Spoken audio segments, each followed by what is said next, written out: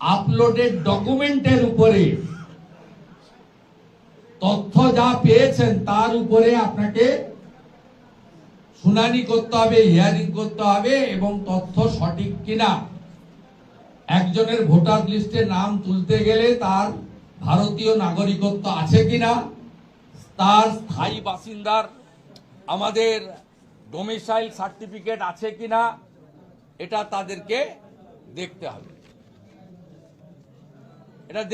এটা আমার স্বাভাবিক, এদের জেনারেটরও রাখা উচিত, এটা স্বাভাবিক, কারণ লাইভ হচ্ছে তো। আমি যখনই এইগুলো বের করে দিচ্ছি এদের খুব অসুবিধা হয়। এটা আমার এই বিজেপিতে 6 বছরে, আমার বিশেষ করে 5 বছরে অপোজিশন লিডারে আমার অভিজ্ঞতা হয়ে গেছে। 5 তারিখে কাদের নাম বেরোবে এ ব্যাপারে তো সুপ্রিম কোর্ট সিদ্ধান্ত নিয়েছে। সুপ্রিম কোর্ট তো বলে দিয়েছে, যেখানে ইআরও মাইক্রো অবজারভারদের মধ্যে বিরোধ হয়েছে, যেহেতু 14ই ফেব্রুয়ারি পর্যন্ত ডকুমেন্ট আপলোডের সময় ছিল, তাতে আপনাদের যেখানে বিরোধ হয়েছে ওই কেসগুলো সাপ্লিমেন্টারি ভোটার লিস্টে বেরোবে এবং সেটা জুডিশিয়াল অফিসাররা সিদ্ধান্ত নেবে।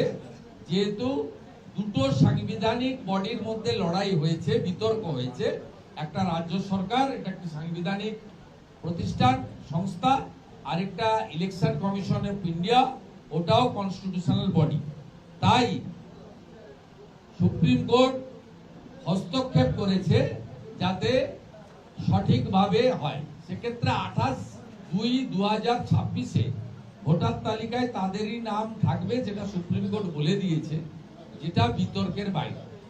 বিতর্কিত ভোটারদের জন্য জুডিশিয়াল অফিসার যারা 250 জন নিয়োগ হয়েছে চিফ জাস্টিসের দ্বারা, তাদেরকে করতে হবে ঝাড়াই বাছাই এবং সেটা হবে তথ্যের ভিত্তিতে।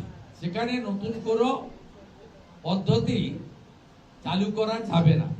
তাই লিয়াজো অফিসারও বেআইনি এবং ফিল্ড সার্ভেও কোর্টের, সুপ্রিম কোর্টের অর্ডারের পরিপন্থী।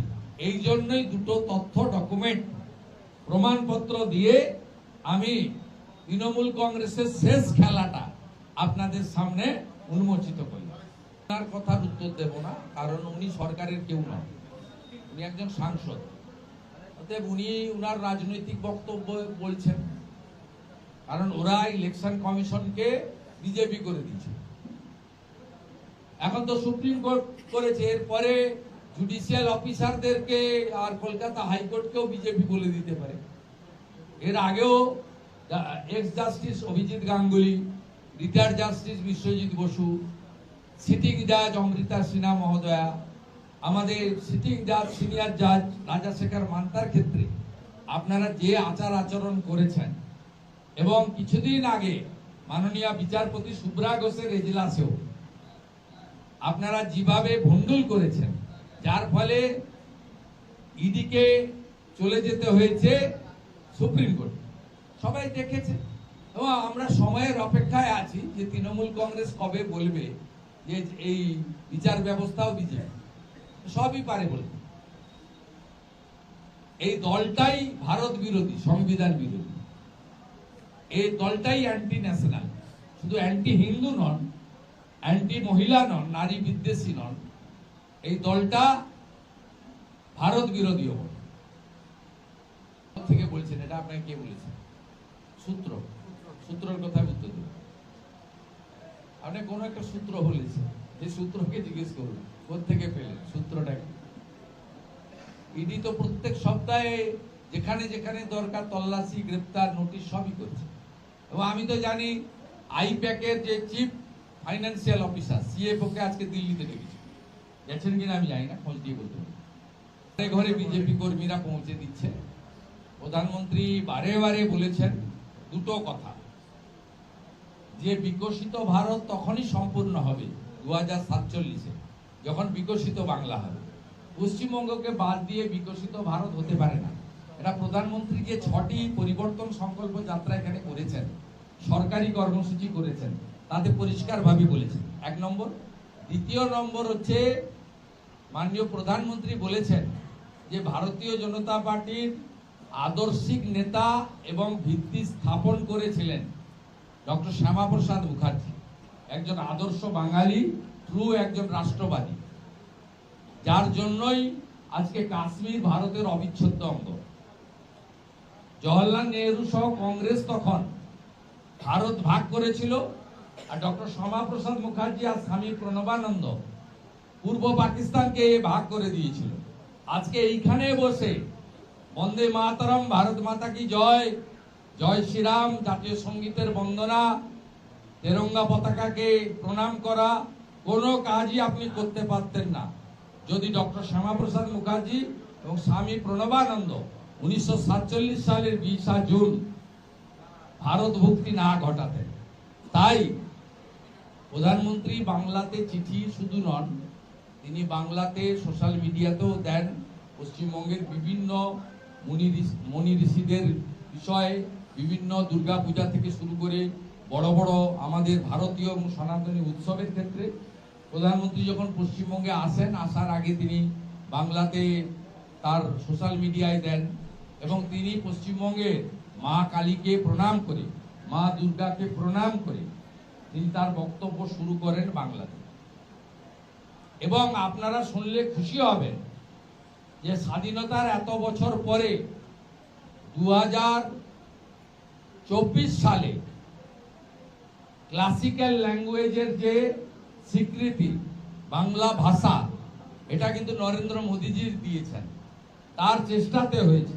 তৃণমূল কংগ্রেসও প্রচেষ্টা নেননি এবং স্বাধীনতার পর থেকে যত সরকার কেন্দ্রে বা রাজ্যে এসেছে তারা কেউ এই বাংলা ভাষাকে, ক্লাসিক্যাল ল্যাঙ্গুয়েজকে যে স্বীকৃতি, সেই স্বীকৃতিটা নরেন্দ্র মোদীজির নেতৃত্বে ভারত সরকার দিয়েছে। উনার আবেদন চিঠি বাড়িতে বাড়িতে আমরা পৌঁছে দিয়েছি।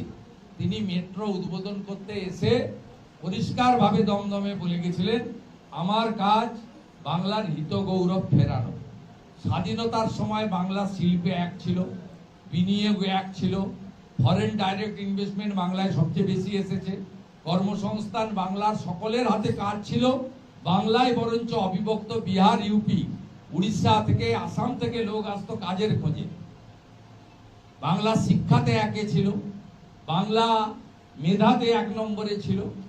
তিনি সেই উদাহরণগুলো দিয়ে বলেছেন যে বিজেপির সরকার আনবেন, আমরা বাংলার যে হিত গৌরব সেটা পুনরায় ফিরিয়ে আনার কাজ করব। এবং তিনি বলেছেন, আমি এর গ্যারান্টার থাকলাম। বিধানসভা নির্বাচনে পশ্চিমবাংলার লোকেরাই লড়বে, পশ্চিমবাংলার লোকেরাই জিতবে, তারাই বিধানসভা গঠন করবে, মন্ত্রিসভা গঠন করবে, তারাই সরকার চালাবে।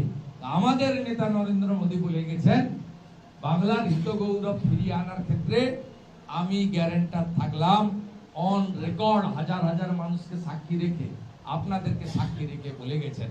তাই মানুষ, গোটা বিশ্ব যে নেতার প্রতি আস্থা রেখেছে, সেই নেতার প্রতি পশ্চিমবঙ্গের গণদেবতা, জনতা, জনার্দন, ভোটার ভদ্রমণ্ডলীয় আস্থা রাখবেন। আমরা 40% ভোট ইতিমধ্যে পেয়েছি, 2,30,00,000 ভোট আমাদের হাতে আছে। মানুষ আমাদের 19, 21, 24 তিনটে ভোটেই ভোট দিয়েছে।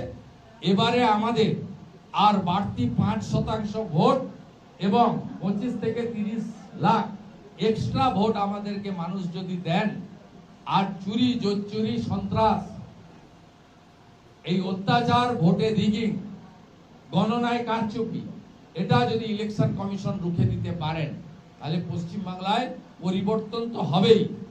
একদম বিহারের মতো অত্যন্ত ভালো মেজরিটি নিয়ে মোদীজির নেতৃত্বে একটি রাষ্ট্রবাদী সরকার স্থাপন। দেখুন, প্রথমত অমৃতা সিনহা মহোদয়ার যে জাজমেন্ট বা যে মন্তব্য, এটা নিয়ে আমি বলবো এই সরকার করবে না। এরা আধা সামরিক বাহিনীর বিরুদ্ধে যুদ্ধ ঘোষণা করে, এদের ভাতাজীবী অপর্ণা সেনেরা বিএসএফ কে রেপিস্ট বলে। মুখ্যমন্ত্রী কেন্দ্রীয় আধা সামরিক বাহিনী কেন, আর্মির বিরুদ্ধে প্রশ্ন তুলে। অতএব এরা আধা সামরিক বাহিনী ডাকবে না। আর এই মমতে যেটা ঘটেছে, 52 জন, 27 জন এখনো নিখোঁজ, 25 জন মারা গেছে। এই ওমর মালিক মুখ্যমন্ত্রীর সঙ্গে বিদেশে যান, তিনি গ্রেপ্তার হননি, ক্ষতিপূরণ দেওয়া হয়েছে অভিযুক্তর কাছ থেকে টাকা নিয়ে। মুখ্যমন্ত্রী তাদের যেতে যাননি, কারণ তারা সবাই হিন্দু। মুখ্যমন্ত্রী বাড়ি থেকে 10 কিলোমিটার দূরে আনন্দপুরে ঘটেছে, এবং এটা লুটপাট করে খাচ্ছে। বিজেপিকে না আনলে ওয়েটল্যান্ড কখনোই উদ্ধার হবে না। আর এই যে জাজমেন্ট, এটা গ্রাউন্ড রিয়েলিটির উপরে উনি বলেছেন মাননীয় বিচারপতি, কিন্তু কার্যকর তখনই হবে যখন এখানে বিজেপি সরকার আসবে, নইলে কখনোই সম্ভব নয়। ডিএর অর্ডার হয়েছে, কার্যকর করেনি মুখ্যমন্ত্রী, সুপ্রিম কোর্টকে মানেন না। 31 মার্চের মধ্যে বর্ডারে জমি দিতে অর্ডার হয়েছে, এখনো পর্যন্ত জমি দেওয়ার প্রসেস হয়নি। এমনকি বাজেট অধিবেশনে আপনারা যারা অ্যাসেম্বলিতে ছিলেন দেখেছেন, মুখ্যমন্ত্রী বলেছেন আমি জমি দেব না। অতএব হাইকোর্ট কি বললো, কি অর্ডার করলো, এরা কোনোটাই মানে না, সংবিধানকে মানে না। আর দ্বিতীয় কথা, মাননীয় মুকুল রায় মহোদয়কে নিয়ে মাননীয় প্রধানমন্ত্রী নিজে সোশ্যাল মিডিয়াতে দিয়েছেন, আর সবাই সব জায়গায় পৌঁছাতে পারে না। প্রি অকুপাইড, প্রি কমিটমেন্ট কিছু কর্মসূচি থাকে। আপনারা মনে হয় জানেন না, ভারতীয় জনতা পার্টির পক্ষ থেকে পশ্চিমবঙ্গ বিধানসভায় শ্রীমতী মালতী রাভা রায়, শ্রীমতী শিখা চ্যাটার্জি, শ্রী নরহরি মাহাতো, শ্রী অশোক দিন্দা, শ্রী পবন সিং, এতগুলো বিধায়ক এবং আমার যিনি প্রাইভেট সেক্রেটারি মিস্টার প্রদীপ চ্যাটার্জি, আমার নামে লিখিত মালা সেখানে দিয়েছেন। রাত্রি 2:30টার সময় প্রথম মুকুলবাবুর যিনি প্রাক্তন সহায়ক ছিলেন স্বপন, তিনি আমাকে মেসেজ করেন। আমি তখনই রেসপন্স করে স্যাড নিউজ বলে লিখি। আজকে সকালবেলা 10টার সময়, 10:30টার সময় আমি ওনার পুত্র প্রাক্তন বিধায়ক শুভ্রাংশু রায়ের সঙ্গে মোবাইল ফোনে কথা বলে আমার কন্ডোলেন্সেস জানিয়েছি। আমি সকাল 9:30টায় খেজুরিতে কর্মসূচি করেছি, 10:30টার সময় নন্দীগ্রামে কর্মসূচি করেছি, 4:30টায় এখানে টাইম দিয়েছিলাম, 4:29 আপনাদের কাছে উপবিষ্ট হয়েছি। আমাদেরকে নিয়ে সব প্রশ্ন তোলার কোনো কারণ নেই। যারা মুকুল রায়কে ঘাড় ধাক্কা মেরেছিলেন, তারা ভোটের জন্য মুকুল রায়ের এই নিথর দেহকে ব্যবহার করার চেষ্টা করছেন, এতে কোনো লাভ হবে না। যেদিন মমতা ব্যানার্জি মুকুল রায়ের কাছ থেকে সবকিছু কেড়ে নিয়েছিল, সেদিন ভারতীয় জনতা পার্টি নেতা কৈলাস বিজয় বর্গীজির নেতৃত্বে সেদিন আশ্রয় দিয়েছিল মুকুল রায়কে বিজেপি। মেমোরিটা রিকল করুন, মুকুল রায়ের রাজ্যসভা আসন কেড়েছে কি? মুকুল রায়ের স্ট্যান্ডিং কমিটির মেম্বারশিপ কেড়ে নিয়েছিল কি? মুকুল রায়ের যত সাংগঠনিক পদ ছিল 2015-তে কেড়ে নিয়ে তাকে পশ্চিমবঙ্গের বাইরে তৃণমূলের যেখানে অস্তিত্ব নেই পাঞ্জাবে পাঠিয়ে দেওয়া হয়েছিল। একটু মেমোরি রিকল করুন।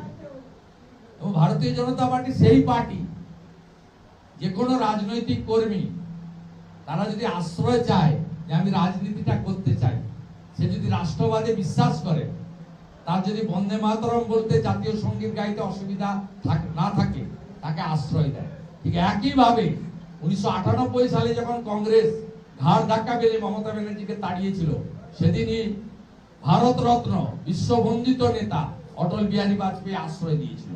এসব কথা আমাদের না শোনানোই ভালো, বিজেপির কাছে না শোনানোই ভালো। বিজেপির মন্ত্র দেশ আগে, দল পরে, ব্যক্তি আরো দূরে, এই মন্ত্রে যে বিশ্বাস করবেন সে বিজেপি করতে পারে। বিজেপি আমাকে গ্রহণ করেছে, বিরোধী দলনেতার দায়িত্ব দিয়েছে, আমি 6 বছর নিষ্ঠার সঙ্গে কাজ করছি। 11তে সিপিএম কে উৎখাত করেছিলাম, 26-এ তৃণমূল কংগ্রেসকে উৎখাত করব। নন্দীগ্রামে হারিয়েছি, দম থাকলে ভবানীপুরে লড়তে বলুন, ওখানেও হারাবো। আমাদের ভিডিও ভালো লাগলে লাইক আর শেয়ার করুন, কমেন্ট সেকশনে গিয়ে জানান আপনাদের মতামত। আরও ভিডিও পেতে আমাদের চ্যানেল এখনই সাবস্ক্রাইব করুন এবং প্রতি মুহূর্তের খবরের আপডেট পেতে প্রেস করুন বেল আইকন।